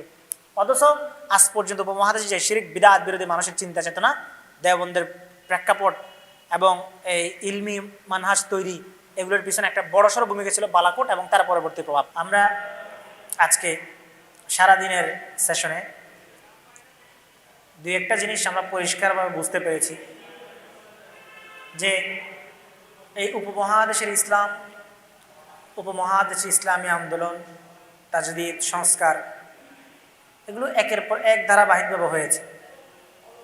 যখনই কোনো ফিতনা এসেছে তখনই উপমহাদেশের মধ্যে একদল মুজাদ্দিদ সংস্কারক সবসময় উঠে দাঁড়িয়েছেন। যে কোনো ফিতনা, যে কোনো আগ্রাসন, যে কোনো অত্যাচার, জুলুমের বিরুদ্ধে তারা কখনো চিন্তাগতভাবে, কখনো নৈতিকভাবে, কখনো সংস্কারবাদী ধারা থেকে, কখনো জিহাদি আন্দোলন তারা গড়ে তুলেছে। আমরা যদি একদম মোগল আমল থেকে দেখি, বাদশাহ আকবরের আমলে যখন দ্বীন ইলাহির চর্চা শুরু হয়েছিল, যেই দ্বীন ইলাহির মাধ্যমে সমস্ত ধর্মকে এক করে একটা নতুন ধর্ম তৈরি করা, আকবরের দ্বীন ইলাহি নাম দিয়ে, সেই সময় থেকে যদি আমরা দেখি মুজাদ্দিদ আল ফেসানি রহমতুল্লাহ আলাইহি সেই সংগ্রাম শুরু করেছিলেন এবং মুজাদ্দিদ আল ফেসানি রহমতুল্লাহ আলাইহি তার দাওয়াহ এবং সংস্কারের মাধ্যমে তিনি এই দ্বীন ইলাহির ফিতনার মোকাবেলা করেছিলেন। তার নামও ছিল আহমদ, তার পুরো নাম কি? শেখ আহমদ সরহিন্দি রহমতুল্লাহ আলাইহি, মুজাদ্দিদ আল ফেসানি নামে যাকে আমরা চিনি। এরপরে মোগল আমলের শেষ ভাগে যখন আবার শিরক বিদআত, ইংরেজ আগ্রাসন, সব মিলে যখন ফিতনা মাথাছাড়া দিয়ে উঠেছিল, তখন আমরা দেখতে পাই শাহ ওয়ালিউল্লাহ মুহাদ্দিস দেহলভী রহমতুল্লাহ আলাইহি এর মোকাবিলায় কাজ করে যান। শাহ ওয়ালিউল্লাহ মুহাদ্দিস দেহলভী রহমতুল্লাহ আলাইহির পরে যখন ইংরেজরা দিল্লি দখল করে ফেলে, মোগল আমলের পতন হয়, তখন আমরা দেখতে পাই যে শাহ আব্দুল আজিজ, শাহ ইসমাইল শহীদ, সৈয়দ আহমদ শহীদ রহমতুল্লাহ আলাইহি মিলে সে পূর্ণ উদ্যমে পুরনো জাগরণকে, পুরনো বিপ্লবকে নতুনভাবে ভিত্তিপ্রস্তর স্থাপন করেছিলেন। অর্থাৎ উপমহাদেশের কোনো সময় খালি ছিল না। সর্বশেষ 1831 সালে বালাকোটের মধ্যে যখন শাহ ইসমাইল শহীদ রহমতুল্লাহ আলাইহি এবং সৈয়দ আহমদ শহীদের রক্তের নজরানা পেশ করার মধ্যে দিয়ে যখন বালাকোটের মুসলমানরা পরাজিত হয় এবং দুইজনেই শহীদ হয়ে যান, এর মধ্যে বালাকোট আন্দোলন বা তাদের আন্দোলনের মধ্যে একটা ধাক্কা আসলেও এই আন্দোলন আজ পর্যন্ত উপমহাদেশের ইসলামী চেতনার পুনরুজ্জীবন, তাওহীদ ও রিসালাতের সংস্কার এবং বিদআত বিরোধিতার একটা উজ্জ্বল দৃষ্টান্ত হয়ে আছে এবং থাকবে। সেই সাথে এই আন্দোলন, এই বিপ্লব শুধুমাত্র আমল, ইখলাস, শিরক, বিদআত, তাওহীদ এবং শুধুমাত্র মুসলিম সমাজের মধ্যেই এই আন্দোলন সীমাবদ্ধ ছিল না। এই আন্দোলন ছড়িয়ে পড়েছিল হিন্দুস্তানের প্রত্যেকটা কোনায় কোনায়, হিন্দুস্তানের প্রত্যেকটা সমাজের মধ্যে। কারণ এই আন্দোলন স্রেফ দিন তাওহীদের দাওয়াত যেমন দিয়েছে, তেমনিভাবে ইনসাফ এবং খিদমতে খলকেরও দাওয়াত দিয়েছে। এই আন্দোলন যেমনিভাবে শিরকের বিরুদ্ধে সংস্কার চালিয়েছে, তেমনিভাবে মানুষের রুটি রুজি এবং মানুষের মধ্যে ইনসাফ বোধ কীভাবে পরিচালিত হবে এই দিকটাও এই আন্দোলন দিয়েছে। শুধুমাত্র ধর্মীয় ঘটনার মধ্যেই এই আন্দোলন সীমাবদ্ধ ছিল এমন না। এই আন্দোলনের মধ্য দিয়ে উপমহাদেশে উর্দু সাহিত্যের একটা পুনর্জাগরণ ঘটেছিল। সৈয়দ আহমদ শহীদের আন্দোলনের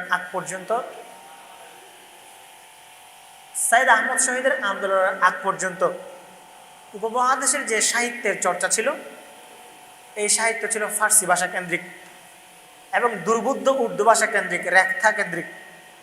কিন্তু শাহ ইসমাইল শহীদ রহমতুল্লাহ আলাইহি 1239 থেকে 1242 হিজরি পর্যন্ত এই 3 বছরে এমন সব উর্দু গদ্য রচনা করেন, এমন সব নজম এবং কবিতা রচনা করেন, যেগুলো মির্জা গালিবদের দুর্বোধ্য ভাষার চেয়ে বরং সহজ ভাষায় মুসলমানদের ঘরে ঘরে পৌঁছে যেতে পেরেছে। যেমন তার লেখা কবিতা নসিহাতুল মুসলিমিন, হারিকুল আশরার, এই সমস্ত কবিতাগুলো, নজমগুলো, কবিতাগুলো মুসলমানদেরকে সাহিত্য চর্চার অন্যতম উপাদান হিসাবে মুসলমানদের উর্দু সাহিত্যের জীবনের মধ্যে এগুলো যুক্ত হয়েছিল। তিনি 1239 থেকে 1242 পর্যন্ত যে রচনাগুলো করেছিলেন, এই রচনাগুলোর মধ্যে শুধুমাত্র যে উর্দু সাহিত্য ছিল, শুধুমাত্র কবিতা ছিল এমন না। এর মধ্যে হাদিসের অনুবাদ ছিল, কোরআনের অনুবাদ ছিল, ঠিক আছে, মাশারিকুল তারপর হচ্ছে এই ধরনের রচনাগুলো ছিল, মাশারিকুল আনোয়ার, এই ধরনের রচনাগুলো ছিল, যেই রচনাগুলো মুসলমানদেরকে কোরআন এবং সুন্নাহর কাছে সহজভাবে নিয়ে এসেছিল। এবং এই আন্দোলন বালাকোটের মধ্য দিয়ে পরাজিত হয়ে গেলেও, শেষ হয়ে গেলেও, আজ পর্যন্ত আমরা যে ইমানি চেতনার পুনরুজ্জীবন, তাওহীদ বিরোধী সংস্কারবাদী মানসিকতাকে লালন করি, এটা ছিল এই আন্দোলনের ফসল। পরবর্তীতে দেওবন্দি ধারা, আলিগড়ি ধারা থেকে শুরু করে উপমহাদেশের ইলমের যতগুলো মার্কাজ, এই মার্কাজগুলো সবগুলা সফলভাবে প্রতিষ্ঠিত হতে পেরেছে বালাকোটের মধ্য দিয়ে। এই দেওবন্দি ছিল ইংরেজদেরকে বিতাড়ন করার জন্য,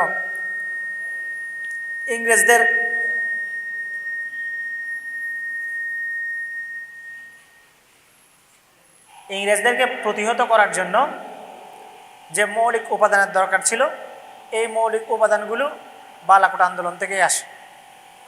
এই সফলতা দারুল উলুম দেওবন্দ পরবর্তী সময় দেখাতে পেরেছে। এমন সব নেতৃত্ব তৈরি করতে পেরেছিল যাদের মূল ধারা ছিল কিসের সাথে জড়িত? বালাকোটের সাথে জড়িত। হাজী ইমদাদুল্লাহ মুহাজির মক্কি রহমতুল্লাহ আলাইহির হাত ধরে, রশিদ আহমদ গাঙ্গুহি রহমতুল্লাহ আলাইহির সিলসিলায়, কাসেম নানতবী রহমতুল্লাহ আলাইহির হাতে প্রতিষ্ঠিত দারুল উলুম দেওবন্দ থেকে শেখুল হিন্দ মাহমুদুল হাসান দেওবন্দি রহমতুল্লাহ আলাইহি, হুসাইন আহমদ মাদানী রহমতুল্লাহ আলাইহি, থানবী রহমতুল্লাহ আলাইহি, আল্লামা শিব্বির আহমদ উসমানী রহমতুল্লাহ আলাইহি, এনারা 1863 সালে যে আন্দোলনকে বেগবান করেছিলেন, শিক্ষাভিত্তিক আন্দোলনকে, এবং তারা একই সাথে এই ইংরেজ বিরোধী আন্দোলনের মধ্যে যে প্রাণ জুগিয়েছিলেন, যদি বালাকোট না হতো এই আন্দোলনগুলো আমাদের সামনে আসতো না। একমাত্র বালাকোট হওয়ার কারণে এই চেতনাগুলো জাগ্রত হয়।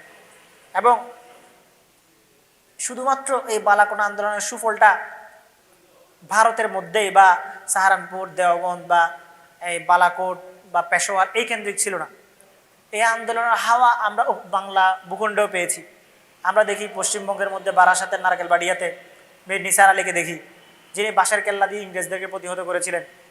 আমরা একই সাথে এখানে ফকির বিদ্রোহ, সন্ন্যাসী বিদ্রোহ, হাজী শরীয়তুল্লাহ, দুদু মিয়ার আন্দোলন যেগুলো দেখি, এই আন্দোলনগুলোর কেন্দ্রীয়তাও ছিল সাইদ আহমদ শহীদের সাথে জড়িত। এবং একই সাথে আমরা এখানে খেলাফত আন্দোলন দেখি, তারপর হচ্ছে এখানে ইসলাহি ধারা যেগুলো শুরু হয়, এই ইসলাহি ধারাগুলোকে যদি আমরা দেখি, এগুলোও সরাসরি বালাকোটের সাথে জড়িত ছিল। তো মৌলিকভাবে আমাদের উপমহাদেশের ইংরেজ বিরোধী আন্দোলনের প্রাণ সঞ্চার করার জন্য যে আন্দোলনটা জরুরি ছিল এবং যিনি বিমূর্ত প্রতীক হিসেবে আমাদের সামনে এসেছিলেন, তিনি ছিলেন সাইদ আহমদ শহীদ রহমতুল্লাহ আলাইহি। ব্যাপারটা এমন যেন আল্লাহ তাআলা হঠাৎ করে এই উপমহাদেশের মুসলমানদের ভাগ্য পরিবর্তনের জন্য, তাদের ইসলাহের জন্য, সংস্কারের জন্য হঠাৎ একজন মুজাদ্দিদকে পাঠিয়েছেন, যিনি তার তাজদীদের কাজ শেষ করে আল্লাহ তাআলা তাকে এমনভাবে নিয়ে গেছেন যার ফসল এবং সুফল আমরা ভোগ করতে আসি। তো এই হচ্ছে বালাকোট আন্দোলন, সাইদ আহমদ শহীদ রহমতুল্লাহ আলাইহির জীবন সংগ্রাম সংস্কার আন্দোলন। এখন আমরা আমাদের আজকের এই পুরো আলোচনা থেকে কি বুঝলাম, কি শুনলাম, এবং আমরা আমাদের কি করণীয়, কি শিক্ষা এখান থেকে আমরা লাভ করতে পারি, আমাদের দাওয়াতকে আমরা কীভাবে পরিচালিত করতে পারি, এটাই হচ্ছে আমাদের জানার বিষয়, বোঝার বিষয় এবং উপলব্ধি করার বিষয়। আমরা চাই যে আমাদের সামাজিক শক্তি হোক, আমরা চাই ইসলাম একটা প্রতিষ্ঠিত দিন হিসেবে, এবং আল্লাহ তাআলার এই দিনকে আমরা আমাদের ভূখণ্ডে প্রতিষ্ঠিত দেখতে চাই। আমাদের সামাজিক জীবনকে আমরা এই দিনের আওতায় পরিচালিত করতে চাই। আমাদের ক্ষমতাশালী এবং প্রভাবশালী ব্যক্তিত্বদের কাছে আমরা ইসলামকে পৌঁছাইতে চাই, কিন্তু ঠিক কোন পন্থায় কীভাবে হবে। তো এই পুরা রোল মডেলটা আমরা সাইদ আহমদ শহীদ রহমতুল্লাহ আলাইহির জীবন থেকে পাই। কীভাবে? প্রথমত হলো, আমরা যদি কোরআন থেকে দেখি, আল্লাহ তাআলা আমাদেরকে কি বলেছেন, ওয়াদাল্লাহুল্লাযীনা আমানু লা ইস্তাখলিফান্নাকুম ফিল আরদ, ওয়াদাল্লাহুল্লাযীনা আমানু মিনকুম ওয়া আমিলুস সালিহাতি লা ইস্তাখলিফান্নাকুম ফিল আরদ ওয়া লা ইউমাক্কিনান্না লাহুম দীনাহুমুল্লাযী ইরতাদা লাহুম ওয়া লা ইউবাদদিলান্নাহুম মিন বা'দি খাউফিহিম আমনা ইয়া'বুদুনানি লা ইউশরিকুনা বি শাইআ ওয়া মান কাফারা বা'দা যালিকা ফাউলাইকা হুমুল ফাসিকুন। সাহাবা আজমাইন রাদিয়াল্লাহু তাআলা আনহুর সময় এমন একটা সময় এসেছিল যে তারা মক্কা থেকে মদিনায় হিজরত করার পরে কাফেরদের দিক থেকে সর্বাবস্থায় তারা আক্রমণের আশঙ্কা করতেন, যে তাদেরকে আক্রমণ করা হবে, তাদেরকে লুটতরাজ চালানো হবে। মদিনার আশেপাশে মুশরিক বাহিনী এসে লুটতরাজ চালিয়ে যেত। তখন তারা কি করতেন, তারা রাতের বেলা ঘুমানোর সময় তাদেরকে অস্ত্র নিয়ে ঘুমাতে হতো। যে কোনো সময় জেগে যেতে হতে পারে, যে কোনো সময় আক্রমণ আসে, সেই আক্রমণকে প্রতিহত করতে হতে পারে। তখন আল্লাহ তাআলা ওয়াদা করলেন, কি ওয়াদা? ওয়াদাল্লাহুল্লাযীনা আমানু মিনকুম ওয়া আমিলুস সালিহাত, তোমাদের মধ্যে যারা ঈমান এনেছে এবং নেক আমল করেছে। দুইটা শর্ত আল্লাহ তাআলা এখানে যুক্ত করে দিয়েছিলেন, ঈমান আনবে এবং নেক আমল করবে। লা ইস্তাখলিফান্নাকুম ফিল আরদ কামা ইস্তাখলাফাল্লাযীনা মিন ক্বাবলিকুম, যে আল্লাহ তাআলা তাদেরকে জমিনের বুকে প্রতিনিধিত্ব দান করবেন, যেভাবে ইতিপূর্বে দান করেছিলেন, অন্যদেরকে দান করেছিলেন। এটা আল্লাহ তাআলা সুন্নাহ, আল্লাহ তাআলা দান করবেন। ওয়ালা ইউমাক্কিনান্না লাহুম দীনাহুমুল্লাযী ইরতাদা লাহুম, এবং তার সেই দ্বীনকে তিনি তামকিন করবেন। তামকিন করা মানে কি? দ্বীনকে প্রতিষ্ঠিত করা, যে দ্বীনের ব্যাপারে তিনি সন্তুষ্ট। ওয়ালা ইউবাদদিলান্নাহুম মিন বা'দি খাউফিহিম আমনা, এবং তারা যে ভীত সন্ত্রস্ত অবস্থায় দিন কাটাচ্ছে, সেই পরিবেশটাকে পাল্টে তাদের জন্য তিনি নিরাপদ পরিবেশের ব্যবস্থা করে দিবেন।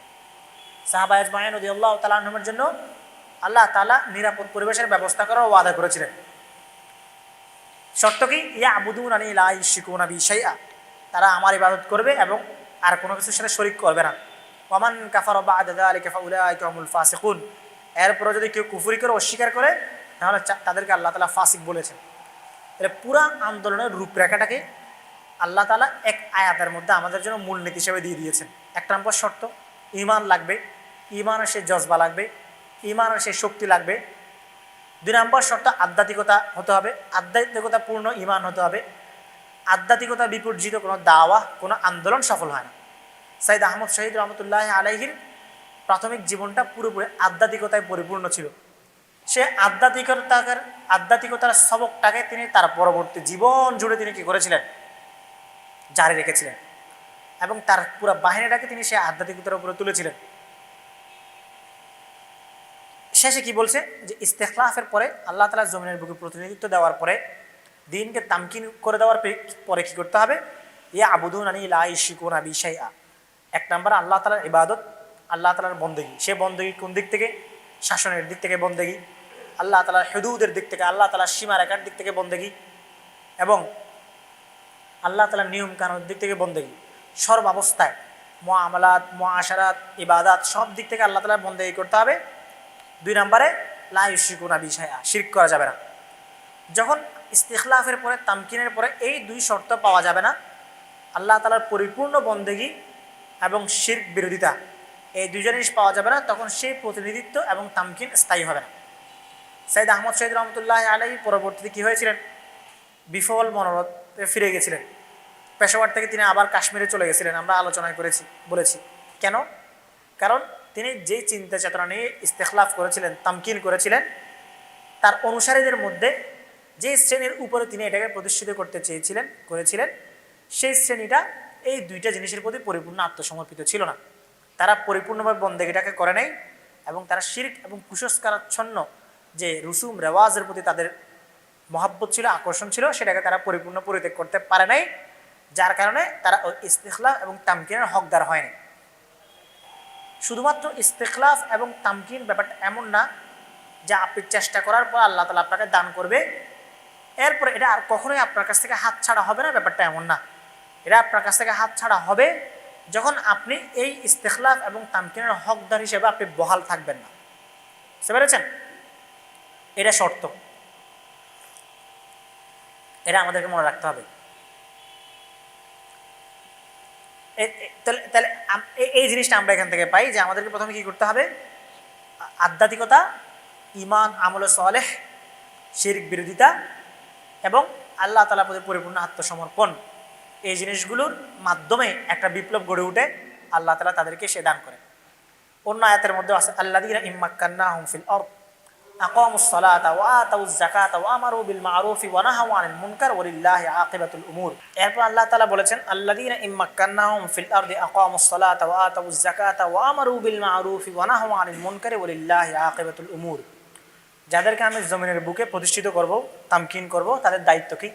আকামুস সালাহ, তারা নামাজ কায়েম করবে, ওয়া আতাউজ যাকাত দিবে, ওয়া আমারু বিল মা'রুফি ওয়া নাহাউ আনিল মুনকার, আমর বিল মা'রুফ এবং নাহি আনিল মুনকারকে যথাযথভাবে পালন করবে। যদি আমর বিল মা'রুফ এবং নাহি আনিল মুনকারের যে দায়িত্ব, সেটা থেকে যখন মানুষ পিছু হটে যাবে, তখন সে যতই তামকিনের চেষ্টা করুক না কেন, আল্লাহ তাআলা তার কাছ থেকে ওই অধিকার আল্লাহ তাআলা নিয়ে ফেলবে, সেটা থাকবে না। এটা আরেকটা শর্ত, যে এখন আন্দোলন গড়ে তোলার জন্য একটা শর্ত হলো আমর বিল মা'রুফ এবং নাহি আনিল মুনকারের ব্যাপারে স্পষ্টবাদী হওয়া। এটা মনে রাখা লাগবে। কেউ যদি নাহি আনিল মুনকারের কাজকে পরিত্যাগ করে, শুধুমাত্র আমর বিল মা'রুফ করে, সেটার মধ্য দিয়ে তার আন্দোলন এবং তার সফলতা পূর্ণতা পাবে না। তাকে নাহি আনিল মুনকার সহই করতে হবে, বরঞ্চ নাহি আনিল মুনকারটা প্রথমে করতে হবে, তারপরে আমর বিল মা'রুফ আসবে। নাহি আনিল মুনকার থেকে যদি কেউ বিরত না হয়, তাহলে সে আমর বিল মা'রুফের মাহাত্ম্যটা সে বুঝবে না। 3 নম্বর বিষয় হলো জামাআবদ্ধতা, একতাবদ্ধতা এবং প্রান্তিকতা মুক্ত থাকা। যেমন সাইয়েদ আহমদ শহীদের আন্দোলনের মধ্যে কি দেখি আমরা, তিনি মানুষের সাথে কানেক্ট করেছেন, বেশি বেশি সর্বস্তরের মানুষের সাথে চলাফেরা করেছেন এবং মানুষের মেজাজগুলোকে বুঝেছেন। যদি আপনি মানুষের মেজাজ না বুঝেন, মানুষের সাথে ওইভাবে নিজেকে কানেক্ট করতে না পারেন, তাহলে আপনি একটা বৃহত্তর আন্দোলন, বৃহত্তর প্ল্যাটফর্মকে আপনি প্রতিষ্ঠিত করতে পারবেন না। অবশ্যই আপনাকে মানুষের সাথে কানেক্ট করা শিখতে হবে, যাবতীয় প্রান্তিকতা থেকে দূরে থেকে।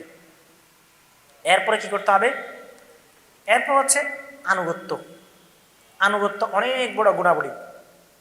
যদি আনুগত্য না থাকে তাহলে বড় বড় আন্দোলনও দোষে পড়ে থাকে না। ইতিহাসের পালাক্রমে, ইতিহাসের পাঠ যদি আমরা দেখি, এমন অনেক সফল সফল আন্দোলন, বিপ্লব ধ্বংস হয়ে গেছে পূর্ণ আনুগত্যের অভাবে, ইতাআতের অভাবে। সে আনুগত্য না থাকে তাহলে সে আন্দোলন টিকবে না। সৈয়দ আহমদ এবারি রহমতুল্লাহ আলাইহির আন্দোলনে কি আছে? আনুগত্য ছিল। যখনই আনুগত্যের মধ্যে ফাটল ধরেছে, ভিতর থেকে কেউ কি করেছে? বিশ্বাসঘাতকতা করেছে এবং ভিতর থেকে ষড়যন্ত্র হয়েছে, তখনই তিনি পরাজিত হয়েছেন। যতক্ষণ পর্যন্ত সবাই একতাবদ্ধ ছিল, আনুগত্য ছিল, ততক্ষণ পর্যন্ত তার আন্দোলনের ভিতরে কেউ ফাটল ধরাইতে পারেনি। এরপর আরেকটা ব্যাপার হলো, অবশ্যই যে কোনো আন্দোলনের একটা তাত্ত্বিক প্রেক্ষাপট থাকতে হবে। এটা একটা মৌলিক গুণাবলী। যে কোনো আন্দোলনের মৌলিক গুণাবলী কি? একটা তাত্ত্বিক প্রেক্ষাপট থাকা, বুদ্ধিভিত্তিক প্ল্যাটফর্ম থাকা। স্রেফ আবেগ, স্রেফ জজবা কোনো আন্দোলনকে পরিচালিত করতে পারে না যথাযথভাবে, যদি সেখানে ম্যানিফেস্টো না থাকে। সবাই যদি কার্ল মার্কস হয়ে যায়, কেউ যদি লেনিন না থাকে, তাহলে ওই আন্দোলন কী করে না? গড়ে ওঠে না। যদি সবাই যদি কার্ল মার্কস হয়ে যেত, বুদ্ধিজীবীদের যেখানে এক গ্রুপের মধ্যে সবাই বুদ্ধিজীবী, ওইখানে কেউ কাউকে মানে না। এবং ওই আন্দোলন যতই সুন্দর কি থাকুক না কেন, এই ম্যানিফেস্টো থাকুক না কেন, যতই সুন্দর মূলনীতি থাকুক না কেন, কিন্তু ওইখানে যদি আনুগত্য না থাকে তাহলে ওই আন্দোলন টিকবে না। আপনি দেখেন সৈয়দ আহমদ রহমতুল্লাহ আলাইহি শাহ ইসমাইল শহীদের তুলনায় পড়াশোনায় একদম জিরো ছিলেন। কোথায় শাহ আব্দুল কাদির রহমতুল্লাহ আলাইহি কোরআন অনুবাদ করেছেন, হাদিসের দরজ দিয়েছেন। শাহ আব্দুল আজিজের রচনার প্রত্যেকটা ছত্রে ছত্রে তার পিতা শাহ ওলিল্লাহ মুহাদ্দিস দেহলভির প্রভাব ফুটে উঠে। সেই বিশাল ব্যক্তিত্ব আব্দুল হাই রহমতুল্লাহ আলাইহির মতো ব্যক্তিত্বরা পড়াশোনা না করা, অল্প পড়াশোনা করা, কিন্তু নেতৃত্বের এবং সামরিক যোগ্যতায় পরিপূর্ণ, তাদের চেয়ে অল্প বয়স্ক এক যুবকের হাতে তারা নেতৃত্ব গ্রহণ করেছিলেন এবং তারা আমৃত তার নেতৃত্বে চলেছেন। তার নেতৃত্বকে তারা প্রশ্নবিদ্ধ করেন নাই। বালাকোটের প্রান্তরে শহীদ হওয়ার আগ পর্যন্ত শাহ ইসমাইল শহীদ সৈয়দ আহমদের নেতৃত্বকে প্রশ্ন করেন নাই। এবং আব্দুল্লাহ রহমতুল্লাহ আলাইহি তো হিজরতের পরে 1243-এ ইন্তেকাল করেছেন, 1243 হিজরিতে, তাই তিনি বালাকোট পান নাই। তো বাকিরা তার আদেশকে অমান্য করেন নাই। তাহলে তাত্ত্বিক বুদ্ধিজীবী একজন থাকবে, কিন্তু তাকেও ওই নেতৃত্ব মেনে নিতে হবে যিনি নেতৃত্বে আছেন তার। বুঝতে পেরেছেন? তো সবাই যদি বুদ্ধিজীবী হয় তাহলে দেখা যায় কেউ কাউকে মানে না। যে কোনো একজন কি থাকতে হবে? একজন বুদ্ধিজীবী থাকবে, বাকিরা সবাই নেতৃত্বকে মানতে হবে। আরেকটা গুণাবলী, আরেকটা যেটা আমরা এই আলোচনা থেকে এবং এই আন্দোলন থেকে আমরা সবক পাই, সেটা হচ্ছে উদ্দেশ্যের প্রতি স্বচ্ছ থাকা এবং সর্বোচ্চ ত্যাগ দেওয়ার মানসিকতা থাকা। সক্ষমতা আমার যতটুকুই আছে, আমার উদ্দেশ্য যদি স্বচ্ছ না থাকে, উদ্দেশ্যের মধ্যে যদি বিশেষ করে মাহাজ স্রেফ ইসলামী আন্দোলন, যেগুলো দুনিয়ার অন্য আন্দোলনের কথা বাদ, ইসলামী আন্দোলনের জন্য শর্ত হলো আল্লাহ তাআলার সন্তুষ্টি এবং দ্বীনকে বিজয় করার খালিস মানসিকতা। আল্লাহ তাআলা সব জায়গায় বলেছেন, ওমা উমিরু ইল্লা লিয়াবুদুল্লাহ মুখলিসিনা লাহুদ্দিন। তাদেরকে ইবাদতের আদেশ দেওয়া হয়েছে আল্লাহ তাআলার জন্য দ্বীনকে খালিস করে। হুনাফা আলিল্লাহি ওয়া ইয়াকিমুস সালাতা ওয়া ইউতুজ যাকাত। হুনাফা বলা হয়েছে। হুনাফা কারা? যারা খালিস তাওহীদকে বিশ্বাস করে, একনিষ্ঠ, কোনো ধরনের অন্য উপায়ে, কোনো ধরনের ভিন্ন উদ্দেশ্যকে যারা লালন করে না। আল্লাহ তাআলা ইব্রাহিম আলাইহিস সালামের গুণাবলী বলতে কি বলেছেন? কানা ইব্রাহিমা হানিফা কানিতান লিল্লাহি হানিফা। তিনি হানিফ ছিলেন। হানিফ মানে কি? যিনি একনিষ্ঠ। মুখলিস বলেন না। মুখলিস আর হানিফের মধ্যে পার্থক্য আছে। মুখলিসন বলেন নাই। ইখলাস এক জিনিস, হানিফ হওয়া আরেক জিনিস। হানিফ সামগ্রিকতাকে ধারণ করে, যেখানে ব্যক্তি তার ব্যক্তিগত জীবন থেকে শুরু করে তার পার্থিব এবং পরকাল দুইটাকে কি করে? একমাত্র আল্লাহর জন্য কি করে ফেলে? বাউন্ড করে ফেলে। আর ইখলাস বলা হয় যেখানে আমলের নিয়তকে বিশুদ্ধ রাখা। তো ইসলামী আন্দোলনের অন্যতম শর্ত হলো উদ্দেশ্যের প্রতি কি থাকা, এই স্বচ্ছ থাকা এবং সেই উদ্দেশ্যকে আগ বাড়ানোর জন্য কাজ করা। যখন আপনার উদ্দেশ্যের মধ্যে কি হবে, নিয়তের মধ্যে ঝামেলা থাকবে, তখন আপনি এটা ধাক্কা খাবেন।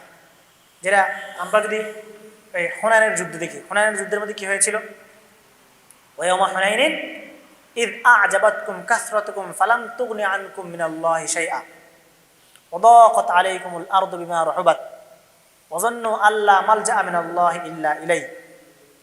কি হয়েছিল, যে হুনাইনের কথা স্মরণ করো, ইয আ'জাবাতকুম কাসরাতুকুম, যখন তোমাদের আধিক্য তোমাদেরকে মুগ্ধ করে ফেলেছিল এবং তারা ভেবেছিল কি যে আজকে তাদেরকে পরাজিত কেউই করতে পারবে না। তো আল্লাহ তাআলা বলেছেন ফালাম তুগনি আনকুম মিনাল্লাহি শাইআ, এগুলো তোমাদের কোনো কাজে আসে না। তাহলে খালিস এবং যখন দ্বীনের জন্য সেই চেতনা থাকবে, তখন আল্লাহ পাক ওই আন্দোলনকে সফল করে। এরপরে আরেকটা গুণাবলী হলো ঐক্যবদ্ধতা, যেটা আমরা আগে বলেছি ঐক্যবদ্ধতা। ঐক্যবদ্ধ যদি না থাকেন, তাহলে যদি ফাটল ধরে, তাহলে ব্যর্থ হয়ে যাবে। আল্লাহ তাআলা বলেছেন আতিউল্লাহ ওয়া আতিউর রাসূলা ওয়ালা তানাযাউ ফাতাফশালু ওয়া তাযহাবা রিহুকুম ওয়াসবিরু, তোমরা আল্লাহ এবং তার রাসূলের আনুগত্য করো, নিজেদের মধ্যে মত পার্থক্যে লিপ্ত হইও না। ফাতাফশালু ওয়া তাযহাবা রিহুকুম ওয়াসবিরু, ফলে কি হবে, তোমাদের বাহুবল কমে যাবে, তোমাদের প্রতি মানুষের যে ভীতি, তোমাদের প্রতি মানুষের যে প্রভাব, এই প্রভাবটা কি কমে যাবে। ওয়া তাযহাবা রিহুকুম, তোমাদের এই শক্তি, তোমাদের এই মানুষের তোমাদের প্রতি এই মুগ্ধতাটা কি হয়ে যাবে, শেষ হয়ে যাবে। এরপর ওয়াসবিরু, এরপর সবর করো। যদি সবর করে পুনরায় সেটাকে আনয়ন করতে পারো, তাহলে আল্লাহ পাক তোমাদেরকে সফলতা দান করবে। তাহলে ইসলামী আন্দোলনগুলো ধাক্কা খাবে, উঠে দাঁড়াবে, আবার নিজেদেরকে পরিশুদ্ধ করবে, এরপর আবার সামনের দিকে এগিয়ে যাবে। এই জন্য আমাদের যথাযথ প্রশিক্ষণ, যথাযথ ইলম, যথাযথ আমল, যথাযথ নিয়ত, ঐক্যবদ্ধতা, এগুলো অত্যন্ত জরুরি জিনিস। ঠিক আছে, আমাদেরকে এখান থেকে এই পাঠ মাথার মধ্যে গেঁথে নিয়ে যেতে হবে। আমরা যদি সৈয়দ আহমদ শহীদ রহমতুল্লাহ আলাইহির উত্তরসূরি হিসেবে নিজেদেরকে প্রতিষ্ঠিত করতে চাই এবং তার রেখে যাওয়া আন্দোলনকে আমরা পুনর্জীবিত করতে চাই, তাহলে আমাদেরকে সেই প্র্যাকটিস এবং সেই প্রশিক্ষণে ফিরতে হবে, যে প্র্যাকটিস এবং প্রশিক্ষণ সৈয়দ আহমদ শহীদ রহমতুল্লাহ আলাইহি তার কর্মীদেরকে দিয়েছিলেন। যদি আমরা সেই ধরনের কর্মী হতে পারি, নিজেদেরকে সামাজিকভাবে সেভাবে শক্তিশালী করতে পারি, নিজেদের সমাজ থেকে সংস্কার আন্দোলনটা নিজেদের ভিতর থেকে শুরু করতে পারি, তাহলে একটা পর্যায়ে আমরা একটা শক্তিশালী, পরিচ্ছন্ন এবং বিশুদ্ধ একটা দলে পরিণত হব, যেখানে সব ধরনের মানুষ মিশবে, সবাই এসে এক মোহনায় জড়ো হবে তার নিজস্ব চিন্তা ভাবনাকে ধারণ করেই। সৈয়দ আহমদ শহীদের আন্দোলনের পরে তার দলটা 3 ভাগে ভাগ হয়ে যায়, 3 শ্রেণীতে বিভক্ত হয়ে যায়, যারা তার সময় ঐক্যবদ্ধ ছিল। কোন কোন গ্রুপ? এক গ্রুপ ছিল আমর বিল হাদিসের কায়েল। আমর বিল হাদিস মানে যেমন শাহ ইসমাইল শহীদ রহমতুল্লাহ আলাইহিরা, ওনারা কি ছিলেন না এই মাযহাব বা হচ্ছে কোনো ইমাকে মানা এই জায়গা থেকে ছিলেন না, তারা ছিলেন একদম সরাসরি আমল করার দিকে। ঠিক আছে, মানে তারা তাকলিদপন্থী ছিলেন না। এবং আরেকটা গ্রুপ ছিল যারা ইজতিহাদের তাকলিদ করত, 2 গ্রুপ। তৃতীয় আরেকটা গ্রুপ ছিল যারা তো আগে থেকে জিহাদ বিরোধী ছিলই, তারা বাগাওয়াত, তারা এদেরকে বিদ্রোহী বলতো এবং শাসকের বিরুদ্ধাচরণ এই কথাগুলো বলতো, তারা তো শুরু থেকে ছিলই। সৈয়দ আহমদ শহীদের ইন্তেকালের পরে তার আন্দোলনের মধ্য থেকে এই 3 গ্রুপ আলাদা আলাদাভাবে প্রকট হয়ে যায়। যদি আমর বিল হাদিস এবং তাকলিদ বিল ইজতিহাদ এই 2 গ্রুপ একসাথেই ছিল, পরবর্তীতে তারা ভাগ হয়ে যায়। তো এবং আবার সেই পুনরায় তারা আগের সেই কুসংস্কার আর অনেক কিছুর মধ্যে তারা ফিরে যেতে শুরু করে আস্তে আস্তে, কিন্তু মৌলিকভাবে বৃহত্তর যে প্রভাবটা ছিল সেই প্রভাবটা কেটে গেছিল। তাহলে আমাদেরকেও সেই এক মোহনায় পৌঁছতে হবে, যে মোহনায় আমরা আমাদের নিজস্ব চিন্তাগুলোকে রেখে ধারণ করে আমরা সেই খালিস উদ্দেশ্যের পিছনে কাজ করতে পারবো, যে উদ্দেশ্যের পিছনে সৈয়দ আহমদ শহীদ রহমতুল্লাহ আলাইহি কাজ করেছিলেন। যাই হোক, আজকে আলোচনায় আমরা মোটামুটি এতটুকুই অর্জন করলাম এবং শিখলাম। আশা করি এর প্রভাব আমাদের মধ্যে থাকবে। আমরা আরও বৃহত্তর চর্চা বৃদ্ধি করব, আরও অনেক পড়াশোনা করব।